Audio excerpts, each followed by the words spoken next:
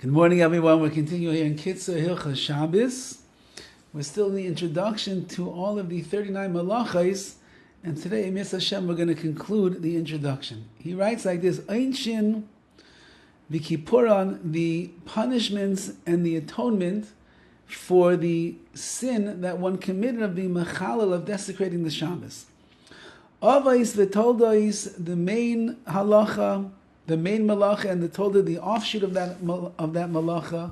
Im over aleim b'shoigeg yesh chiv chatas. If you did it b'shoigeg, which means inadvertently, you weren't aware, let's say, of the fact that you're committing this prohibition. You didn't know that it was Shabbos. You didn't know that this was a prohibition. The chiv is a korban chatas. In the days of a Beis Hamikdash, you would bring a sin offering. Uba mezid, if you did it knowingly, you knew what you're doing. The yesh chiv skila. If there were witnesses and they warned you, don't do this, again, these are all in the days of the Beis Hamikdash, so you'd be chayiv skila, you'd be stoned to death. There's death penalty. V'gam kares, and there's also spiritual cutting off that will take place as well. V'ayim b'paiskim eze kapara tzarech. Take a look in the paiskim, the halacha authorities, which atonement does a person need bezman hazeh in our times? There is no Beis Hamikdash, you can't bring a korban. A person's not going to get stoned to death for mezid. If a person, God forbid, would transgress a prohibition of Shabbos, what do they do?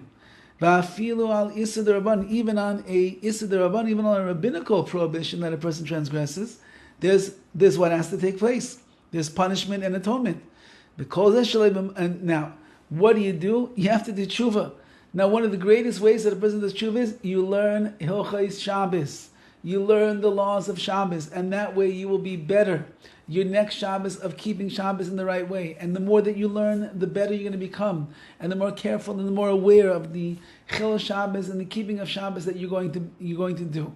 And therefore, you want to do real tshuva for being mechal Shabbos, the best thing is continue learning KITZUR HILCHOS Shabbos together with us, or go pick up another sefer on the laws of Shabbos, and that way you will be able to be a shomer Shabbos Jew, someone that guards the Shabbos in the proper way.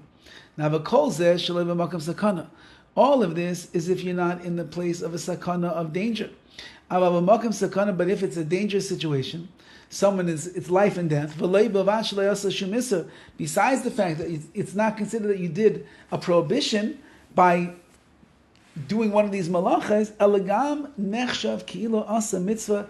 It's as if you did a mitzvah because you're being mechal Shabbos to save a life.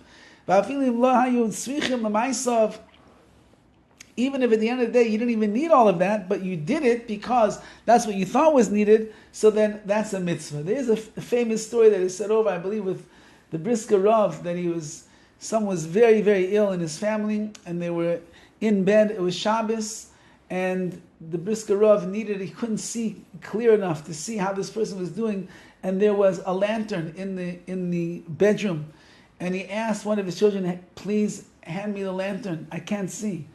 And they looked at him, it's Shabbos, a lantern, remove light, and I can't do such a thing. He said, hand me the lantern. And they were paralyzed. They couldn't. They never handled a lantern in their life on Shabbos. And the Brisker Rav himself got up. He walked over to the lantern. He picked it up on Shabbos, and he brought it next to the bed so that he'd be able to see the sick person better, to know what they needed. So he said, that's a mitzvah. You're not guarding yourself. That's a mitzvah to make sure the person is okay. Last part of this chapter is Melechet Shabbos, the actual malacha that a person did on Shabbos. Yesh dvar mav shenasu v'Shabbos. If a person did certain things on Shabbos, even though they did it when they're not supposed to, afal pi kein mutar lehanus mehem.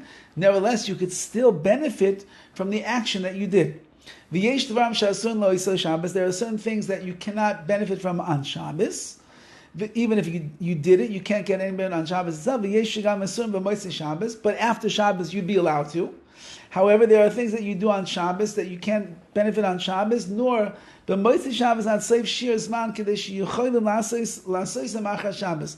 Or you can't get any benefit from this thing. For example, let's say that you cooked something on Shabbos, so I can't derive benefit from it on Shabbos, nor immediately on Motzei Shabbos, but after the amount of time that it would take to cook this thing, then on Motzei Shabbos I'd be allowed to use it. So, for example, let's say that I cooked something that I'm not supposed to, and now Motzei Shabbos I know that it takes about a half an hour to cook this particular dish.